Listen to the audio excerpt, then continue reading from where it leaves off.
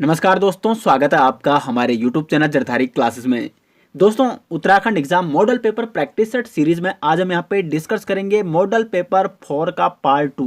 Model paper 4 का part 1 हम इससे पिछली वीडियो में डिस्कस कर चुके हैं, जिसमें हमने टोटल 50 क्वेश्चन के बारे में डिटेल्स एक्सप्लेनेशन के साथ डिस्कस किया था। और नेक्स्ट जो 50 क्वेश्चन है इसके पार्ट 2 यानी आज हम यहाँ पे डिस्कस करने वाले हैं। दोस्तों, आपको ये model paper practice set series हमारी कैसी लग रही है जरूर कमेंट बॉक्स में बताएं। और अगर आपको ऐसे ही 12 मॉडल पेपर प्रैक्टिस सेट की पीडीएफ सेट चाहिए तो आपको इस वीडियो के डिस्क्रिप्शन में लिंक मिल जाएगा, वहाँ से आप ये 12 मॉडल पेपर सेट ले सकते हैं और इनकी आप प्रैक्टिस कर सकते हैं, क्योंकि एग्ज़ाम नज़दीक है और जितनी आपकी प्रैक्टिस होगी उतना फ़ायदेमंद होगा आगामी सभी एग्जामों के लिए। तो चलिए दोस्तों, आगे आज की वीडियो शुरू करते हैं। दोस्तों, मॉडल पेपर 4 के पार्ट 2 में हम यहाँ पे शुरुआत करते हैं क्वेश्चन नंबर 51 से, क्योंकि इससे पहले हम 50 क्वेश्चन पार्ट 1 में डिस्कस कर चुके हैं। तो 51वां क्वेश्चन है यहाँ पे, इंग्लैंड में हाउस ऑफ कॉमन का पहला भारतीय सदस्य कौन बना? तो इसका सही आंसर हो जाएगा दादा भाई नौरोजी। ये बने थे हाउस ऑफ कॉमन के पहले भारतीय सदस्य इंग्लैंड में। दादा भाई नौरोजी, इनको कहा जाता है भारत का वयोवृद्ध पुरुष, यानी grand old man of India भी इनको कहा जाता है। क्वेश्चन नंबर 52 है यहाँ पे, निम्नलिखित में से किस स्थल से युगल समाधान यानी द्विशव संस्कार का प्रमाण मिला है?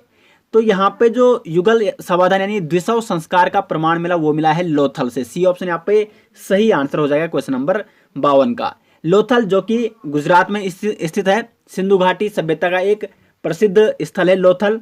और ये एक क्या था, बंदरगाह था सिंधु घाटी सभ्यता का। कौन सी नदी के किनारे था लोथल? तो ये था आपका भोगवा नदी के किनारे। ये भी आपको जरूर नोट करने हैं।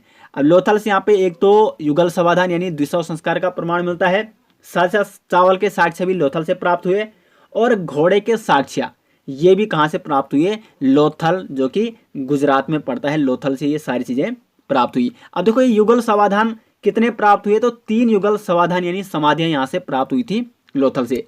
दोस्तों देखो, ये प्रैक्टिस सेट जो यहाँ पे हमारे द्वारा बनाए जा रहे हैं, तो जो आगामी एग्जाम जैसे वीडियो और समोगा, इसके लिए तो इम्पोर्टेंट है ही। साथ ही साथ नई वैकेंसी निकल रही है, जैसे पटवारी और लेखपाल की वैकेंसी निकली फिलहाल ही। तो इसका सिलेबस भी जनरल सिलेबस होगा, जो कि 100 नंबर का क्वेश्चन पेपर का सिलेबस होता ही है यूपी ट्रिपल का। और उत्तराखंड पुलिस का तो उसमें भी यही क्वेश्चन पूछे जाते हैं, इसी टाइप के क्वेश्चन पूछे जाते हैं। तो आपके सभी आगामी जो होने वाले एग्जाम है, ये प्रैक्टिस सेट काफ़ी इंपॉर्टेंट हो जाते हैं, इसीलिए तो प्रैक्टिस आपको ज़रूर करनी है और अधिक से अधिक लोगों तक वीडियो जरूर पहुंचाएं। तो क्वेश्चन नंबर 53 है यहाँ पे, लव निम्नलिखित में से किस खेल से संबंधित है? लव, देखो जो लव शब्द संबंध है ये संबंधित है यहाँ पे टेनिस से। ए ऑप्शन यहाँ पे सही आंसर हो जाएगा क्वेश्चन नंबर 53। अब ये लव होता क्या है? देखो, टेनिस में जब टेनिस में शून्य स्कोर होता है उसको कहा जाता है लव। लव का मतलब क्या है टेनिस में? तो ये है शून्य स्कोर। आगे बढ़ते हैं क्वेश्चन नंबर 54 की ओर। भारत में योजना आयोग का गठन कब किया गया? तो भारत में यहाँ पे योजना आयोग का गठन किया गया था 15 मार्च 1950 में। ए ऑप्शन सही आंसर हो जाएगा क्वेश्चन नंबर 54 का। और योजना आयोग का अध्यक्ष कौन होता है? तो पीएम यानी प्रधानमंत्री होता है योजना आयोग का अध्यक्ष। क्वेश्चन नंबर 55 है यहाँ पे, चिड़िया लोह खदान कॉम्प्लेक्स किस राज्य में स्थित है? तो यहाँ पे जो ये चिड़िया लोह खदान कॉम्प्लेक्स है ये स्थित है आपका झारखंड में। सी ऑप्शन यहाँ पे क्वेश्चन नंबर 55 का सही आंसर है। क्वेश्चन नंबर 56 है यहाँ पे, सुंडा ट्रेंच किस सागर यानी महासागर में स्थित है? तो जो सुंडा ट्रेंच ये स्थित है आपका हिंद महासागर में। ए ऑप्शन यहाँ पे 56 का सही आंसर हो जाएगा। ट्रेंच यानी गर्त, जो सुंडा गर्त या सुंडा ट्रेंच है ये हिंद महासागर में स्थित है। अब देखो, कई बार मरियाना गर्त के बारे में पूछा जाता है, तो यह है आपका प्रशांत महासागर में मरियाना गर्त। जो ये सुंडा ट्रेंच है जो ये हिंद महासागर में स्थित है, इसको पहले जावा गर्त यानी जावा ट्रेंच भी कहा जाता था। तो जावा ट्रेंच आई या सुंडा ट्रेंच आई, ये कहाँ है आपका हिंद महासागर में स्थित है। क्वेश्चन नंबर 57 है यहाँ पे, नर्मदा नदी का उद्गम कहाँ है? तो नर्मदा नदी का जो उद्गम होता है वो होता है अमरकंटक की पहाड़ियों से। बी ऑप्शन यहाँ पे सही आंसर हो जाएगा, जो कि मध्य प्रदेश में स्थित है। मध्य प्रदेश की अमरकंटक से होता है यहाँ पे नर्मदा नदी का उद्गम। दोस्तों, यहाँ पे जो सेकंड पार्ट में टोटल 50 क्वेश्चन है, इसमें से आपका स्कोर कितना बन रहा है कमेंट बॉक्स में जरूर बताएं। आगे बढ़ते हैं क्वेश्चन नंबर 58 की ओर। पिनाकेश्वर महादेव मंदिर स्थित है? बैजनाथ में, कपकोट में, बागेश्वर या कौसानी में? तो जो ये पिनाकेश्वर महादेव मंदिर है आपका, ये स्थित है आपका कौसानी में। कौसानी यानी बागेश्वर के कौसानी में स्थित है पिनाकेश्वर महादेव मंदिर। अब यहाँ पे कौसानी की बात आ रखी, कौसानी जिसका प्राचीन नाम क्या है? बलना। और जो ये कौसानी स्थित है ये बसा हुआ है पिंगनाथ पहाड़ी पर, और यहीं पे स्थित है आपका पिनाकेश्वर महादेव मंदिर, यानी कौसानी में स्थित है पिनाकेश्वर महादेव मंदिर। आगे बढ़ते हैं क्वेश्चन नंबर 59 की ओर। निम्न युग्मों में से कौन सम्मिलित नहीं है? तो देखो, हरियाली मेला बिल्कुल कहाँ लगता है? नैनीताल में लगता है। जाख मेला, अब देखो जो ये जाख मेला है ये कहाँ लगता है आपका? रुद्रप्रयाग में लगता है, ना कि उत्तरकाशी में। तो बी ऑप्शन यहाँ पे सही आंसर हो जाएगा। जाख मेला क्या यहाँ पे सम्मिलित नहीं है, क्योंकि यहाँ पे क्या होना चाहिए था? रुद्रप्रयाग होना चाहिए था। अब देखो जाख मेला के बारे में आपको रुद्रप्रयाग जिला सीरीज, जो हमारी जिला सीरीज वाली वीडियो थी उसमें रुद्रप्रयाग के बारे में बताया था आपको। यहाँ पे सभी प्रसिद्ध मेलों के बारे में बताया था काफ़ी डिटेल्स। तो जो जाख मेला ये रुद्रप्रयाग में लगता है, गुप्तकाशी में, जाख देवता मंदिर में। और ये किस लिए प्रसिद्ध है? तो जो जाख देवता का पसवा होता है वो जलते अंगारों पर नृत्य करता है, तो इसलिए जाख मेला काफ़ी प्रसिद्ध है। बाकी मोस्ट मानो मेला पिथौरागढ़ में लगता है, और कालिदास महोत्सव ये रुद्रप्रयाग में आयोजित किया जाता है। तो बी ऑप्शन यहाँ पे सही आंसर है। जाख मेला उत्तरकाशी में नहीं बल्कि रुद्रप्रयाग में ये सम्मिलित नहीं है। क्वेश्चन नंबर 60 है यहाँ पे, निम्न में से कौन सा गर्म कुंड रुद्रप्रयाग में है? तो यहाँ पे रुद्रप्रयाग में जो स्थित गर्म कुंड है वो है आपका गौरी कुंड। बी ऑप्शन यहाँ पे सही आंसर हो जाएगा क्वेश्चन नंबर 60 का। साथ ही साथ एक और अन्य गर्म कुंड भी है रुद्रप्रयाग में, जिसका नाम क्या है? भोरी अमोला कुंड। अब यहाँ पे जो अन्य ऑप्शन है जैसे गंगानी कुंड या गंगनानी कुंड, ये आपका उत्तरकाशी में है, ये भी एक गर्म कुंड है। तप्त कुंड ये आपका चमोली में है, ये भी एक गर्म कुंड है। सूर्य कुंड ये भी आपका उत्तरकाशी में एक गर्म कुंड है। और गौरी कुंड और भोरी अमोला कुंड ये कहाँ है आपके? गर्म कुंड रुद्रप्रयाग में है। बाकी उत्तराखंड के सभी कुंड पर एक स्पेशल वीडियो बनाई गई है जरधारी क्लासेस के माध्यम से, तो आप यूट्यूब में जाके देख सकते हैं जिन्होंने नहीं देखी है अभी तक। क्वेश्चन नंबर 61 है यहाँ पे, स्वामी विवेकानंद आश्रम स्थित है? तो जो स्वामी विवेकानंद आश्रम स्थित है ये यहाँ पे श्यामला ताल के किनारे स्थित है। ए ऑप्शन क्वेश्चन नंबर 61 का यहाँ पे सही आंसर है। अब ये श्यामला ताल कहाँ स्थित है? ये आपका चंपावत में। कहाँ स्थित है? चंपावत जनपद में स्थित है श्यामला ताल, जिसके किनारे है स्वामी विवेकानंद आश्रम। और ये चंपावत के श्यामला ताल के किनारे ही एक प्रसिद्ध मेला लगता है जिसका नाम है झूला मेला। तो झूला मेला कहाँ लगता है? श्यामला ताल के किनारे। ये भी आपको नोट करना है। क्वेश्चन नंबर 62 है यहाँ पे, हिमालय नक्षत्र वेधशाला स्थित है? तो 62 के यहाँ पे सी ऑप्शन सही आंसर है। देवप्रयाग में स्थित है यहाँ पे हिमालय नक्षत्र वेधशाला। अब देखो हिमालय नक्षत्र वेधशाला की स्थापना कब की गई थी? तो 1946 में हिमालय नक्षत्र वेधशाला की स्थापना की गई थी टिहरी के देवप्रयाग में। इसके संस्थापक कौन थे? आचार्य चक्रधर जोशी। और इसके मतलब स्थापना का उद्देश्य क्या था? ग्रहों, उपग्रहों व खगोलीय घटनाओं का अवलोकन करना। तो ये सारी चीजें आपको हिमालय नक्षत्र वेधशाला के बारे में ज्ञात होनी चाहिए। क्वेश्चन नंबर 63 है यहाँ पे, मापतोल हेतु धूली पाथा चलाने का श्रेय जाता है? तो मापतोल हेतु धूली पाथा चलाने का श्रेय जाता है यहाँ पे अजय पाल को। बी ऑप्शन यहाँ पे सही आंसर हो जाएगा क्वेश्चन नंबर 63 का। अजय पाल जो कि परमार वंश के एक शक्तिशाली राजा थे, इनको परमार वंश का सबसे शक्तिशाली राजा माना जाता है, गढ़वाल के परमार वंश का। इन्होंने चांदपुरगढ़ से अपनी राजधानी देवलगढ़ और उसके बाद श्रीनगर स्थानांतरित की। तो श्रीनगर राजधानी किसने बनाई? तो वो बनाई थी अजय पाल ने। और साथ ही साथ इन्होंने एक तो सारोला ब्राह्मण प्रथा का प्रचलन किया, और सबसे जो प्रसिद्ध है धूली पाथा पैमाना, ये भी काफी प्रसिद्ध है। मापतोल हेतु आपने पाथा सुना होगा घरों में, तो वो उन्हीं ने चलाया था। धूली पाथा पैमाना चलाने का श्रेय किसको जाता है? अजय पाल को जाता है। क्वेश्चन नंबर 64 है यहाँ पे, भेंकताल निम्न में से कौन से जनपद में स्थित है? तो जो भेंकताल है ये आपकी स्थित है यहाँ पे रुद्रप्रयाग जनपद में। और ये भेंकताल का आकार कैसा है? अंडाकार, अंडाकार आकार की ये ताल है जो कि रुद्रप्रयाग में स्थित है। साथ ही साथ रुद्रप्रयाग में कुछ अन्य जो ताल है, झील हैं, जैसे चौराबाड़ी ताल, देवरिया ताल हो गया, वासुकी और बधानी ताल, ये स्थित है आपकी रुद्रप्रयाग जनपद में। क्वेश्चन नंबर 65 है यहाँ पे, छांगलेस की प्रशस्ति प्राप्त हुई? तो जो छांगलेस की प्रशस्ति प्राप्त हुई ये हुई लाखा मंडल से। अब देखो लाखा मंडल कहाँ है? देहरादून में है। तो लाखा मंडल शिलालेख जो कि देहरादून में स्थित है, इससे ज्ञात होता है कि जो छांगलेस राजवंश हुआ वो कौन सी सदी में, वो 5वीं सदी के आसपास में छांगलेस राजवंश का उल्लेख मिलता है लाखा मंडल शिलालेख में, जो कि देहरादून में स्थित है। तो बी ऑप्शन यहाँ पे क्वेश्चन नंबर 65 का सही आंसर हो जाएगा। क्वेश्चन नंबर 66 है, यहाँ पे उत्तराखंड से कितने राज्यसभा सदस्य चुने जाते हैं? तो उत्तराखंड से यहाँ पे 3 राज्यसभा सदस्य चुने जाते हैं। डी ऑप्शन यहाँ पे सही आंसर हो जाएगा। और वर्तमान राज्यसभा सदस्यों की बात की जाए, नरेश बंसल हो गया, ये बीजेपी के हैं, अनिल बलूनी ये भी बीजेपी के हैं, जबकि प्रदीप टम्टा ये कांग्रेस के हैं। तो ये 3 यहाँ पे क्या है, राज्यसभा सदस्य हैं वर्तमान में उत्तराखंड में। तो उत्तराखंड से 3 राज्यसभा सदस्य चुने जाते हैं। 66 का डी ऑप्शन सही आंसर हो जाएगा। क्वेश्चन नंबर 67 है, यहाँ पे जानवी नदी निम्न में से कौन सी एक मुख्य नदी से संबंधित है? यानी जानवी नदी किसके सहायक नदी है? तो यह है आपकी भागीरथी की ये सहायक नदी, यानी भागीरथी से ये संबंधित है। जानवी नदी, जिसको जाड़ गंगा नदी के नाम से भी जाना जाता है, और इसका उद्गम होता है थांगला दर्रे से। जबकि जानवी नदी और भागीरथी का संगम कहाँ पर होता है? उत्तरकाशी के भैरव घाटी में संगम होता है भागीरथी का और जानवी नदी का। तो 67 का डी ऑप्शन यहाँ पे सही आंसर है। क्वेश्चन नंबर 68 है, यहाँ पे हथियारों को रखने के लिए लाइसेंस नीति किसने अपनाई? काफी इंपॉर्टेंट क्वेश्चन है ये भी। तो हथियारों को रखने के लिए लाइसेंस नीति अपनाई यहाँ पे जे.आर. ग्रिग ने, ये ऑप्शन सही आंसर हो जाएगा। और कब अपनाई थी? 1889 में। ये कुमाऊं कमिश्नर रह चुके हैं जे.आर. ग्रिग, जिन्होंने 1889 में हथियारों को रखने के लिए लाइसेंस नीति अपनाई थी। आगे बढ़ते हैं क्वेश्चन नंबर 69 की ओर। ददून स्कूल का संस्थापक कौन था? तो ददून स्कूल, इसकी स्थापना की गई थी 1935 में, 1935 में।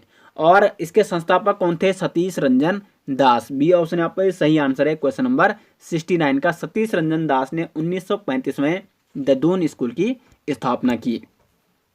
आगे बढ़ते हैं क्वेश्चन नंबर 70 है, यहाँ पे पश्चिमी रामगंगा किसकी सहायक नदी है? तो जो पश्चिमी रामगंगा है यहाँ पे, ये सहायक नदी है गंगा नदी की।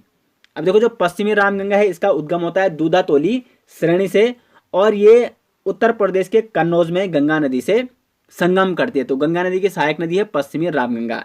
अब देखो, उत्तराखंड में जो रामगंगा है वो 2 प्रकार की, यानी 2 रामगंगा, एक है पश्चिमी और एक है पूर्वी रामगंगा। पूर्वी रामगंगा जिसका उद्गम होता है पेंटिंग और नामिक ग्लेशियर से, जबकि इसका संगम कहाँ पर होता है? रामेश्वर तीर्थ में। ये सरयू नदी से संगम करती है पूर्वी रामगंगा। और उसके बाद सरयू नदी पंचेश्वर में काली नदी से संगम करती है। तो जो पूर्वी रामगंगा है वो किसकी सहायक नदी है? सरयू और काली नदी की सहायक नदी है पूर्वी रामगंगा। जबकि पश्चिमी रामगंगा किसकी सहायक नदी है? गंगा नदी की सहायक नदी है। क्वेश्चन नंबर 71 है, यहाँ पे पंडित गोविंद वल्लभ पंत का जन्म हुआ। तो पंडित गोविंद वल्लभ पंत का यहाँ पे जन्म हुआ था सितंबर 1887 में, यानी इसका सही आंसर हो जाएगा बी ऑप्शन 1887 में। 10 सितंबर 1887 में पंडित गोविंद वल्लभ पंत का जन्म हुआ था। कहाँ हुआ था इनका जन्म? ग्राम खोंट अल्मोड़ा जनपद में। और ये उत्तर प्रदेश के प्रथम सीएम कौन बने उत्तर प्रदेश के? पंडित गोविंद वल्लभ पंत। और 1957 में इनको भारत रत्न सम्मान दिया गया, और भारत रत्न पाने वाली उत्तराखंड के प्रथम व्यक्ति है। तो ये सारी चीजें आपको पता होनी चाहिए पंडित गोविंद वल्लभ पंत जी के बारे में। क्वेश्चन नंबर 72 है, यहाँ पे उत्तराखंड के कितने जिले उत्तर प्रदेश से सीमा बनाते हैं? तो उत्तराखंड के यहाँ पे 5 जिले उत्तर प्रदेश से सीमा बनाते हैं। अब ये कौन कौन बनाते हैं? तो सबसे पहले उधर से अगर हम बात करें यहाँ से, यानी पश्चिम से, तो देहरादून आ गया, उसके बाद हरिद्वार आ गया, उसके बाद आता है पौड़ी गढ़वाल। 3 ये हो गए गढ़वाल के। चौथा आता है यहाँ पे नैनीताल। 5वां हो गया आपका उधम सिंह नगर। तो 3 जनपद गढ़वाल के यहाँ पे सीमा बनाते हैं उत्तर प्रदेश से, जबकि 2 कुमाऊं यहाँ पे, यानी कुमाऊं मंडल के 2 जनपद कौन कौन से? नैनीताल और उधम सिंह नगर। तो टोटल यहाँ पे 5 जनपद सीमा बनाते हैं उत्तर प्रदेश से। सी ऑप्शन यहाँ पे सही आंसर हो जाएगा क्वेश्चन नंबर 72 का। क्वेश्चन नंबर 73 है, यहाँ पे एबोट माउंट किस जिले में स्थित है? तो जो एबोट माउंट है ये स्थित है आपका चंपावत में। सी ऑप्शन यहाँ पे सही आंसर है क्वेश्चन नंबर 73 का। और इस एबोट माउंट एक काफ़ी पर्यटक स्थल है, काफ़ी प्रसिद्ध पर्यटक स्थल है चंपावत में। इसकी खोज किसने की थी? जॉन एबोट ने, एक ब्रिटिश थे जॉन एबोट, इन्होंने एबोट माउंट की खोज की थी, और उन्हीं के नाम पे इसका नाम क्या पड़ा? Abbott mount. आगे बढ़ते हैं क्वेश्चन नंबर 74 की ओर। स्वर्ग भूमि प्रेस से किस समाचार पत्र का प्रकाशन हुआ? तो स्वर्गभूमि प्रेस से यहाँ पे प्रकाशन हुआ था उत्तर भारत समाचार पत्र का। बी ऑप्शन यहाँ पे सही आंसर है क्वेश्चन नंबर 74 का। अब देखो इसका प्रकाशन कब हुआ, सबसे पहले ये भी जान लेते हैं। तो इसका प्रकाशन यानी उत्तर भारत जो समाचार पत्र था उसका प्रकाशन हुआ था 1936 में। इसके संपादक कौन थे? महेशानंद थपलियाल, जिन्होंने पौड़ी गढ़वाल से स्वर्गभूमि प्रेस से उत्तर भारत समाचार पत्र का प्रकाशन किया 1936 में। अब देखो कुछ अन्य ऑप्शन है यहाँ पे, जो तीन अन्य ऑप्शन है। उत्थान, जो उत्थान समाचार पत्र, इसका प्रकाशन कब हुआ? 1937 में। वैसे ये समाचार पत्र वाला टॉपिक, इस पर 3 स्पेशल वीडियो बनाई गई है उत्तराखंड हिस्ट्री वाले सीरीज में, तो वहाँ पे आप देख सकते हो। तो उत्थान जो समाचार पत्र था इसका प्रकाशन हुआ 1937 में, और इसके संपादक कौन थे? ज्योति प्रसाद महेश्वरी। उसके बाद यहाँ पे जो जागृत जनता है इसका प्रकाशन हुआ था 1938 में। किसने किया इसका प्रकाशन? पीताम्बर पांडे ने। और जो डी ऑप्शन यहाँ पे संदेश, इसका प्रकाशन हुआ था 1940 में। कृपाराम मिश्र ने इसका संपादन किया था 1940 में। तो चारों समाचार पत्रों के बारे में यहाँ पे आपको बता दिया गया है कि कब उनका प्रकाशन हुआ और किन्होंने उनका प्रकाशन यानी किसके द्वारा उनका प्रकाशन किया गया। आगे बढ़ते हैं क्वेश्चन नंबर 75 की ओर। सेम मुखेम प्रसिद्ध है देवी मंदिर के लिए, नरसिंह मंदिर के लिए, नागराजा मंदिर के लिए या शिव मंदिर के लिए? तो शिव मुखेम जो कि टिहरी गढ़वाल जनपद के प्रताप नगर में मुखेम गांव से कुछ ही दूर ऊपर स्थित है यहाँ पे शिव मुखेम मंदिर, ये प्रसिद्ध है आपका नागराजा मंदिर के लिए। काफी ये प्रसिद्ध मंदिर है, काफी फेमस मंदिर है। सी ऑप्शन यहाँ पे सही आंसर हो जाएगा। सेम मुखेम प्रसिद्ध मंदिर है नागराजा मंदिर। 76 की ओर बढ़ते हैं यहाँ पे। अठोर विद्रोह का नेतृत्व किस व्यक्ति ने किया? तो अठोर विद्रोह कहाँ हुआ था? ये पहले सकलाना में, टिहरी के सकलाना में अठोर विद्रोह हुआ था, जिसका नेतृत्व किसने किया था? बद्री दत्त अस्वाल या बद्री अस्वाल ने। ए ऑप्शन यहाँ पे सही आंसर हो जाएगा 76 का। और कब हुआ था अठोर विद्रोह? 1851 में हुआ था अठोर विद्रोह सकलाना में। आगे बढ़ते हैं क्वेश्चन नंबर 77 की ओर।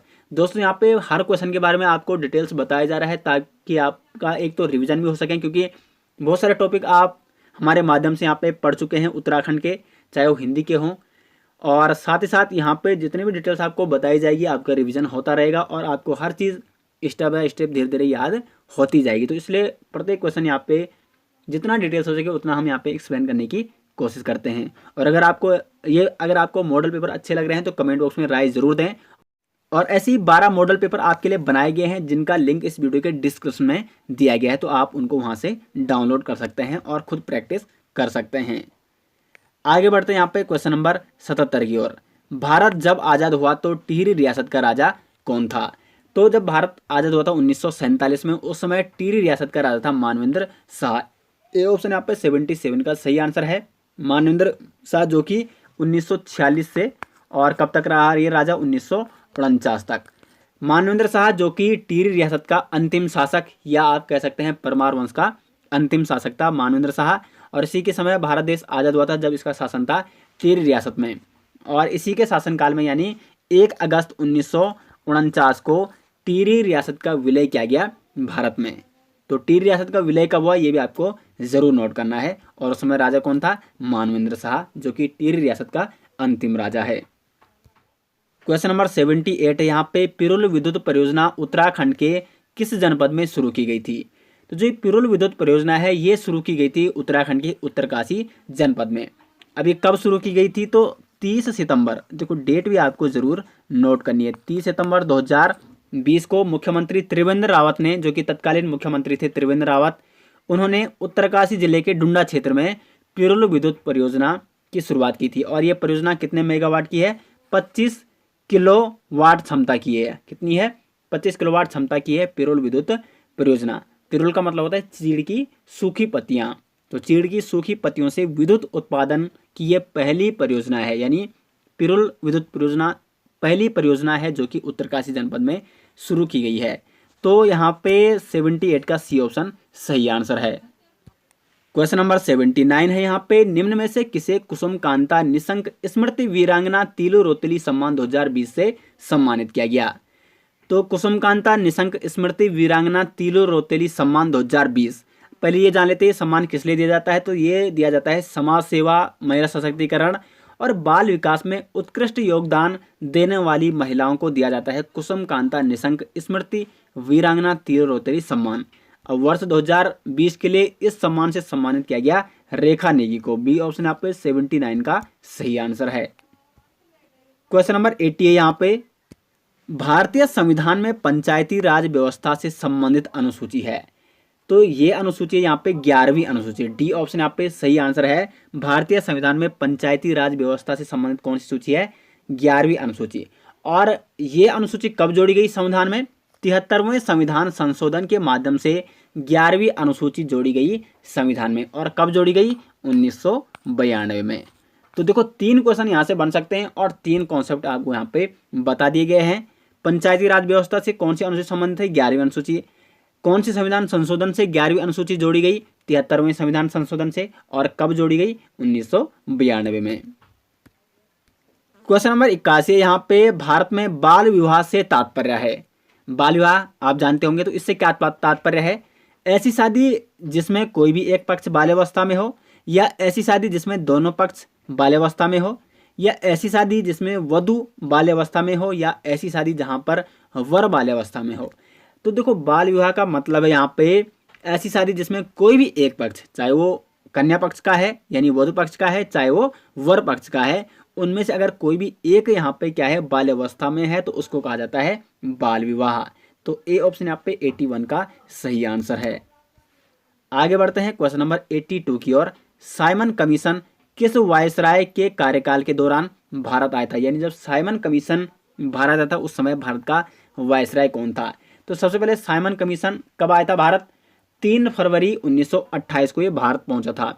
वैसे साइमन कमीशन का गठन किया गया था 1927 में, और 3 फरवरी 1928 को ये भारत के बम्बई में पहुंचा था साइमन कमीशन। और इसके अध्यक्ष कौन थे? John Simon. और 1928 में इस समय भारत के वायसराय कौन थे? Lord Irwin. तो ए ऑप्शन यहाँ पे 82 का सही आंसर हो जाएगा। और उसके बाद साइमन कमीशन का काफ़ी विरोध हुआ भारत में, और 30 अक्टूबर, ये डेट भी आपको नोट करनी, 30 अक्टूबर 1928 को लाला लाजपत राय के नेतृत्व में यहाँ पे बहुत सारे लोग इसका विरोध कर रहे थे, और यहाँ पे लाठियों से प्रहार किया जाता है लाला लाजपत राय के सर पर।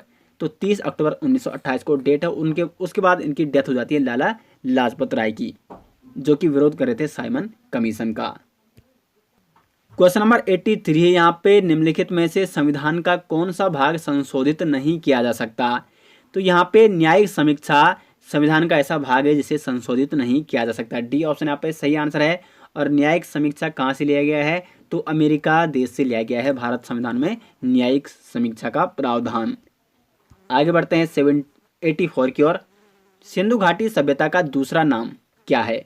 तो सिंधु घाटी सभ्यता का जो दूसरा नाम है वो है यहाँ पे हड़प्पा संस्कृति या हड़प्पा सभ्यता। ए ऑप्शन यहाँ पे 84 का सही आंसर है। 85 है यहाँ पे नेक्स्ट क्वेश्चन। भारतीय संविधान सभा ने जन गण मन अधिनायक जय हे को राष्ट्रगान के रूप में अंगीकृत किया।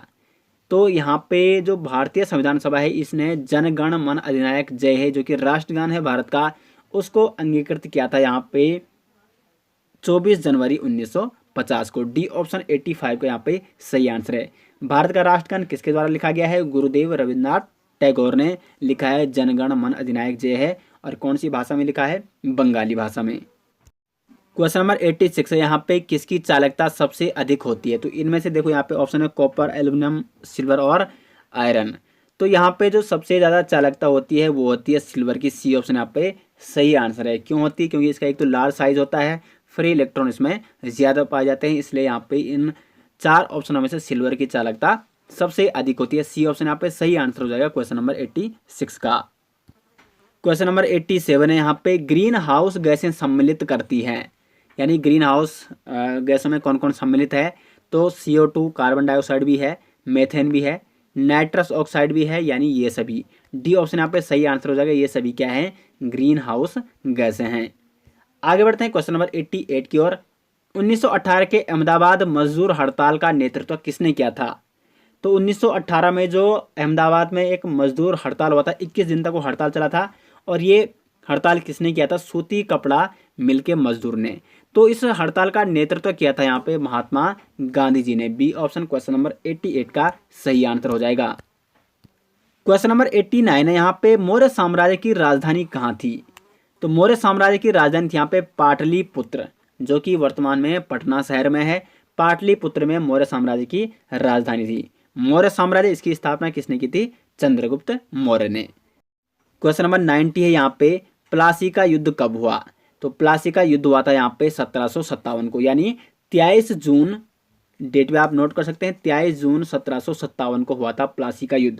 अब ये प्लासी का युद्ध काफ़ी इंपॉर्टेंट है, क्योंकि यहाँ से जो ब्रिटिश हैं उनका काफ़ी वर्चस्व हो गया था इंडिया में। और ये प्लासी का युद्ध किस किस के बीच हुआ? ब्रिटिश ईस्ट इंडिया कंपनी और जिसका नेतृत्व कौन करते? Robert Clive.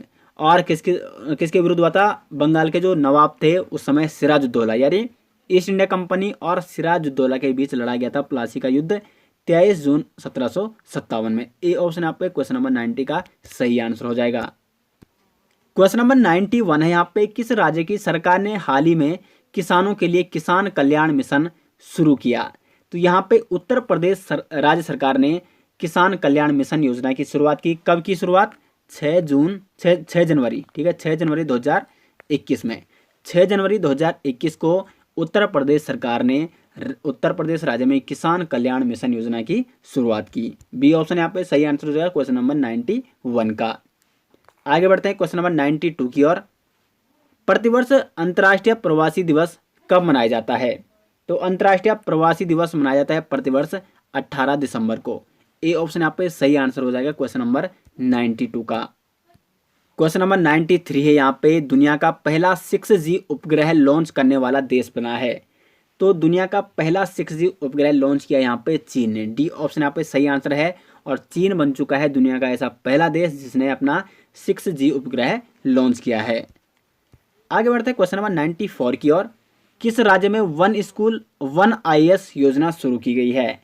तो ये योजना यानी वन स्कूल वन IAS योजना शुरू की गई है केरल राज्य में। बी ऑप्शन यहाँ पे 94 का सही आंसर हो जाएगा। कब शुरू की गई? 16 जनवरी 2021 को केरल के जो राज्यपाल हैं आरिफ मोहम्मद खान, उन्होंने केरल में वन स्कूल वन IAS योजना की शुरुआत की है। आगे बढ़ते हैं क्वेश्चन नंबर 95 की ओर। यदि किसी कूट भाषा में ROAD को URDG के रूप में लिखा जाता है तो SWAN को इसी भाषा में कैसे लिखें? तो देखो पहले आपको इन जो ये कूट है इनमें आपस में क्या संबंध है। तो देखो R में अगर आप +3 करोगे RSTU हो जाएगा, ठीक है। तीसरे नंबर पे क्या आ जाएगा? U, यानी प्रत्येक जो ये वर्ड हैं इनमें क्या है? +3 का फासले, यानी +3 आप जोड़ोगे तो ये वाला आ जाएगा। R+3 U हो जाएगा, O+3 R हो जाएगा, A+3 BCD आ जाएगा, और D+3 DEFG हो जाएगा। तो इसी प्रकार यहाँ पे भी S+ आपको क्या करना है? 3 करना है, तो ये आ जाएगा आपका STUV आ जाएगा, ठीक है। उसी प्रकार W+3 करो तो क्या आ जाएगा? ये आ जाएगा Z आ जाएगा XYZ। A+3 कर दो तो क्या आ जाएगा? D आ जाएगा, और N+3 कर दो तो Q आ जाएगा। तो VZDQ, यानी डी ऑप्शन यहाँ पे क्वेश्चन नंबर 95 का सही आंसर हो जाएगा, डी ऑप्शन। आगे बढ़ते हैं क्वेश्चन नंबर 96 की ओर। काफ़ी अच्छा क्वेश्चन है ये। ABCDE और F 6 गांव है, ठीक है। ये 6 गांव है ABCDEF। F D के पश्चिम में 1 किलोमीटर दूर है, BE के पूर्व में 1 किलोमीटर दूर है, AE के उत्तर में 2 किलोमीटर दूर है, CA के पूर्व में 1 किलोमीटर दूर है, DA के दक्षिण में 1 किलोमीटर दूर है। कौन से 3 गांव एक रेखा में है? तो आपको ये बताना है कौन से 3 गांव एक ही रेखा में है। तो आप देखो, अगर आप स्टेप बाय स्टेप शो करते हो तो बड़ा ही सरल क्वेश्चन है। देखने में थोड़ा कॉम्प्लेक्स लग रहा है, लेकिन अगर आप स्टेप बाय स्टेप करते हो तो कोई भी क्वेश्चन आसान लगने लग जाएगा। तो यहाँ पे आप देख सकते हो, सबसे पहले इस टॉप पॉइंट को उठाओ। F है जो D के पश्चिम में 1 किलोमीटर दूर है। देखो F क्या है? D के पश्चिम में है, यानी D यहाँ पे माना तो F क्या है? इसके पश्चिम में है 1 किलोमीटर F यहाँ पे, ठीक है। ये सब आपको पता है। यहाँ इधर मानो पूर्व, इधर मानते हो आप पश्चिम, इधर मानो उत्तर, इधर मानो दक्षिण। समझ गए आप? ये आपने दिशा कर दी, ये पूर्व हो गया, ये पश्चिम हो गया, ये उत्तर हो गया, और ये हो गया दक्षिण। तो D के पश्चिम में है F, इधर पश्चिम में है। उसके बाद D वाला ऑप्शन दूसरा उठाओ, D A के दक्षिण में है। अब जो D है वो A के दक्षिण में है, तो D यहाँ पे है, और यानी जब D A के दक्षिण में है तो A कहाँ होगा? D के उत्तर में होगा। अब देखो यहाँ पे ये है ना, ये ए है तो इसका पूर्व इधर है, पश्चिम इधर है, उत्तर इधर हो जाएगा और दक्षिण यहाँ हो जाएगा इसका। तो देखो यहाँ पे डी है जो वो ए के दक्षिण में है। अब ए वाला ऑप्शन हम यहाँ पे ढूंढते हैं, तो ए है जो ई के उत्तर में है।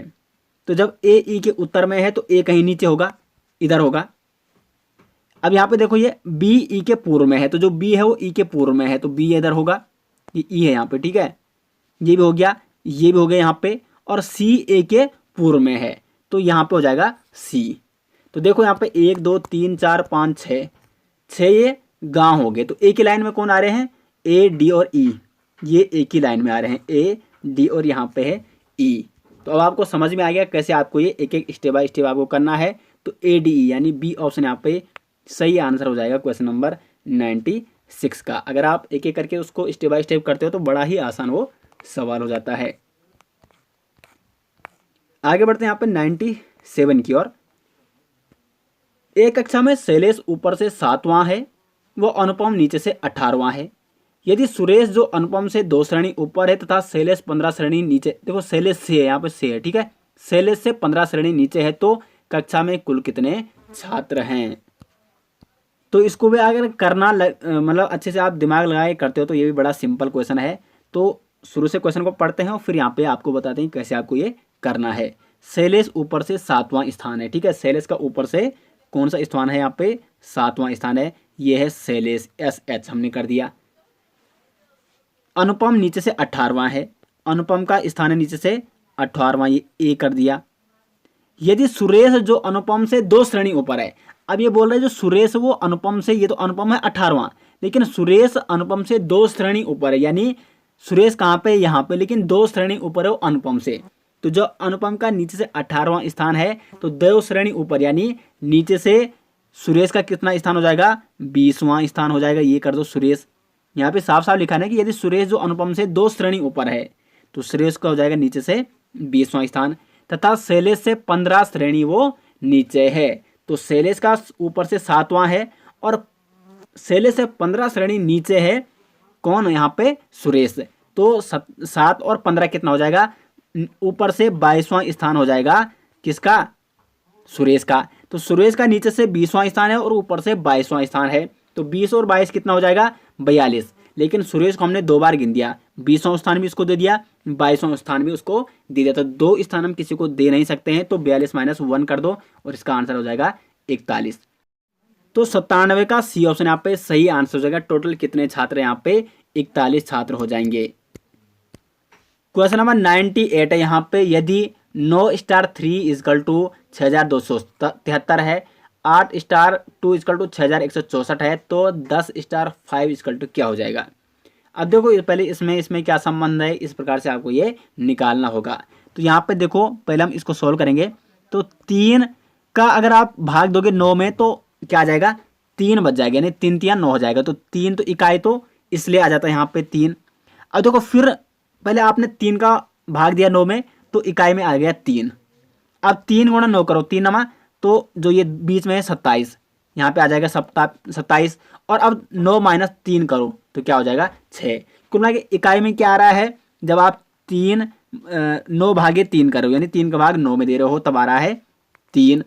उसके बाद यहाँ पे कर दो 3 × 9 तब आ जा रहा 27। और उसके बाद 9 - 3 = क्या जा रहा है, 6 आ रहा है। तो देखो 6 27 3, 6 27 3। अब आप संबंध समझ गए। यहाँ पे पहले 3 का भाग 9 में दिया तो इकाई का स्थान आया 3। उसके बाद 3 नमा करो 27 और उसके बाद 9 - 3 कर दो 6 आ जाएगा। उसके बाद इसमें भी देखो 2 का भाग 8 में दो तो 2 चौको 8, 2 8 कर दो 16 और 8 में 2 गया कितना हो जाएगा 6। तो कितना हो रहा है 6164। इसको भी वैसे करो। 5 का भाग 10 में दो, 5 दूनी 10, फिर 10 का गुणा कर दो 5, 10 पंजे 50 और फिर 10 - 5 कर दो तो 5। तो 5502 ये हो जाएगा, यानी सी ऑप्शन क्वेश्चन नंबर 98 का यहाँ पे सही आंसर हो जाएगा। 5502 10 स्टार 5 का आंसर हो जाएगा। क्वेश्चन नंबर 99 है। यहाँ पे एक ही पासे की 2 भिन्न स्थितियों को दर्शाया गया है। यदि संख्या 6 निचले फलक पर है तो ऊपरी फलक पर कौन सी संख्या दिखाई देगी। तो डाइस वाला जो रीजनिंग का टॉपिक है आपको करा रखा है। तो पहले सबसे पहले आपको क्या पहचानना है डाइस में ये किस प्रकार का पासा है। तो देखो यहाँ पे 4 और 3 7 हो रहा है, यानी जब दो निकटवर्ती जो फलक हैं उनका योग जब 7 होता है तो वो होता है आपका सामान्य पासा। अभी जब ये सामान्य पासा है तो इसमें आपको एक कॉमन नंबर लेना पड़ता है जो दोनों में है। तो 3 यहाँ भी कॉमन है और यहाँ भी कॉमन है, तो 3 के नीचे डायरेक्ट 3 लिख दो। अब आपको क्लॉकवाइज घूमना है, ठीक है। तो 3 के बाद यहाँ पे 1 आता है तो 1 लिख दो। ये ऊपर वाला पास है, ये वाला पास है ए, और ये इसको हम ए कर देते हैं, इसको हम बी कर देते हैं, ठीक है। और ये बी वाला पासा है। तो 3 के बाद यहाँ 1 आया, हमने 1 लिख दिया। तो इसको यहाँ 3 के बाद आया 4, तो 1 के नीचे आ गया 4।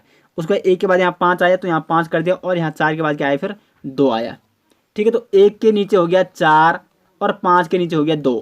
तो 3 के नीचे 3 तो हो नहीं सकता। अब क्या बचा, सिर्फ 1 भी आ गया, 2 भी आ गया, 4 भी आ गया, 5 भी, सिर्फ 6 बचा। यानी 3 के नीचे क्या होगा फिर 6 होगा।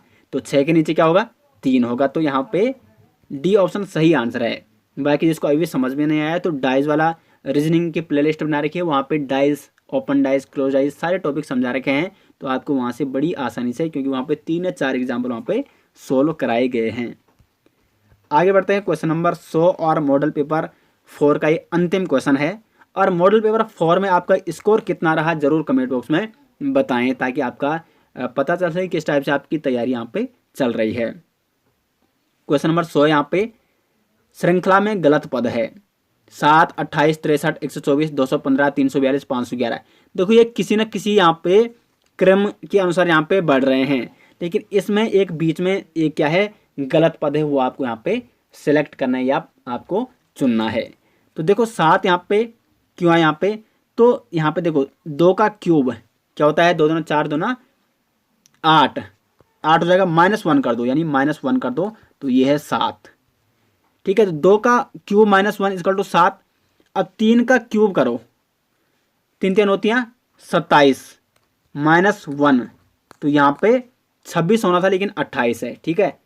ये युग्म गलत हो सकता है। अब देखो फिर 4 का क्यूब करो, 4 चौको 16 चौको 64, -1 63 आ रहा है। 5 का आप क्यूब करोगे 5 25 पंजे 125, -1 करोगे 124 आएगा। कुल मिला के इनमें संबंध क्या है, जो ये वाला है ये 2 का क्यूब -1 है 7, फिर 3 का क्यूब -1, यहाँ पे 26 होना था लेकिन यहाँ पे 28 दे रखा है, इसलिए 28 वाला ऑप्शन गलत है। उसके बाद 4 का क्यूब करोगे -1 करोगे तो ये 63 आएगा, यानी 4 चौको 16 चौको 64, -1 63। उसके बाद 5 का क्यूब करोगे 5 25 पंजे 125, -1 124 आ जाएगा। उसके बाद 6 का क्यूब करोगे -1 करोगे 215 आएगा। 7 का क्यूब करोगे -1 करोगे 342 आएगा। और 8 का क्यूब करोगे -1 करोगे 511 आएगा। लेकिन यहाँ पे 28 नहीं आना चाहिए बल्कि 26 आना चाहिए, इसलिए ये बी ऑप्शन यहाँ पे गलत हो जाएगा। तो दोस्तों मॉडल पेपर के टोटल 100 क्वेश्चन हम यहाँ पे काफ़ी डिटेल्स में चर्चा कर चुके हैं, और हर एक क्वेश्चन को हमने आपको डीपली यहाँ पे समझाने की कोशिश की।